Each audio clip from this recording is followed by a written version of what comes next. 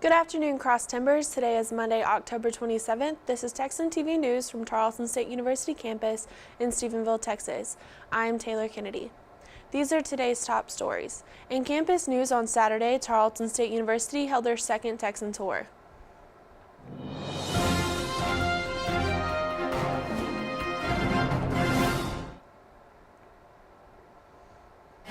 Hello, my name is from Texan News Service, and today Tarleton is having their Texan tour and welcoming many new Tarleton Texans.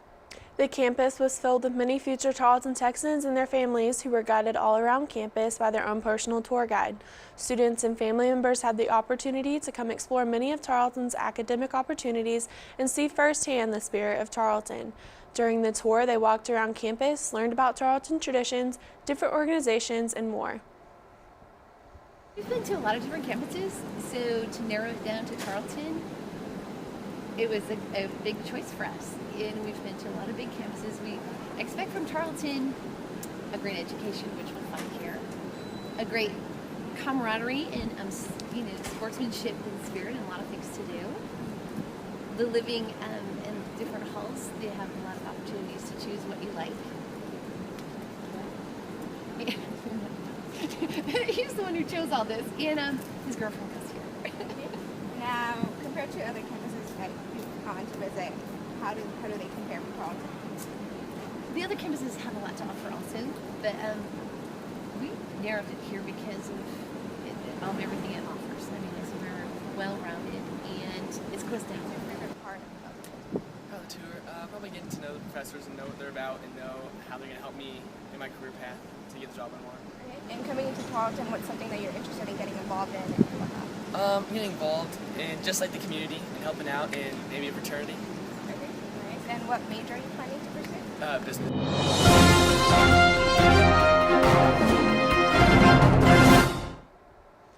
In local news, according to the Stephenville Empire-Tribune, 3 men traveling together in a white Ford F-350 were killed Friday afternoon when the truck struck an 18-wheeler transporting milk. Stephenville resident Raymond Esquivel, 54, died in the crash. DPS identified the other 2 victims are Alvarado Salas, 53, from Brady, and Ruperta Villapondo, 44, from Glenrose. Details about the accident are still being investigated. According to Dub Gillum with the Texas Department of Public Safety, the truck was traveling west on FM8 near Lingleville when it drifted into the eastbound lane, striking a milk truck first, then colliding with the truck hauling rock. The milk truck crashed and rolled onto its side, injuring the driver. Gillum said that the 3 men traveling inside the Ford F-350 were pronounced dead at the scene and that they are to believe to have been working together. The driver of the milk truck was identified as Barry Kennedy, 53, of Lubbock. He was airlifted to John Peter Smith Hospital in Fort Worth with incapacitating injuries. The rock truck was driven by Dennis Brundage, 66, of Ranger. He was not injured.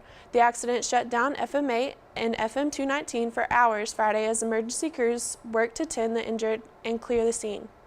And now today's Texas, national, and international news from the Associated Press. In Texas news, an apartment complex explosion in Borger left 1 dead and several injured on Saturday. Earlier this year, tenants reported smelling gas from air vents to both city and officials. Landlord Raymond Vinzer. The Amarillo Globe News reported Misty Warden, resident of the complex, said she could detect the strong smell of gas when she moved in upon move-in last August. She also says guests could smell it coming from their air vents. Borger Planning and Zoning Director Kenneth Peters said the inspectors checked the building in August after receiving the complaints. Vinzer said he performed work on the gas pipelines but said he did not receive recent complaints about the gas odor. The cause of the explosion is still unknown. In national news, on Friday, 14-year-old Jalen Freiberg opened fire in Washington State High School cafeteria, killing 14-year-old Gia Soriano. Since then, the numbers of fatalities have risen. 3 of the students remain hospitalized, 2 in critical condition and 1 in serious critical condition. Freiberg was from a prominent tribal family and died of a self-inflicted gunshot. Sunday afternoon, a community meeting will held with speakers urging support and prayers. Here's the AP video. Gia Soriano, age 14, passed away tonight about 15 minutes ago as a result of her injuries suffered on Friday. The Soriano family is releasing this brief statement. We are devastated by this senseless tragedy. Gia is our beautiful daughter, and words cannot express how much we will miss her. we've made the decision to donate Gia's organs so that others may benefit. Our daughter was loving and kind, and this gift honors her life. We thank you to Providence for their excellent care, bar none from beginning to end. Thank you to our friends and our family who have supported us through this. And thank you to Doctors Bill Finley, Sanford Wright, and Anita Sin for their tremendous support and their compassion. And we thank you to Bill and Ben at Life Center.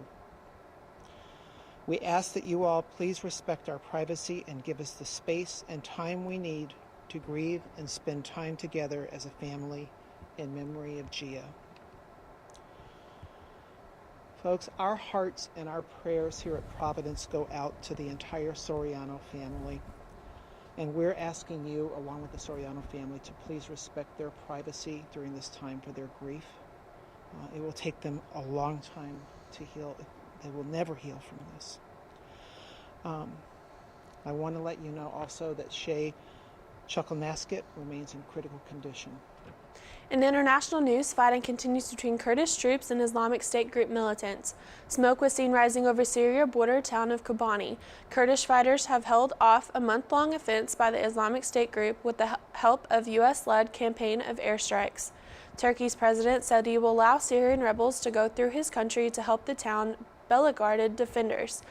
Both of the Kurds and the rebels denied any such plan. New allegations emerged on Friday that Islamic State extremists had expanded their arsenal with chlorine bombs and captured fighter jets. For today's weather forecast calls for mostly sunny skies with a high of 88 degrees and a low of 56 degrees. Tuesday is expected to be partly cloudy with a high of 77 and a low of 58. This has been a production of the Texan TV News, a product of the Texan News Service from the Tarleton State University campus in Stephenville, Texas. Tune in to Northland Cable Channel 9 on weekdays at 12:30 for each day's top stories and Wednesdays at 1 for the week's top stories in Spanish.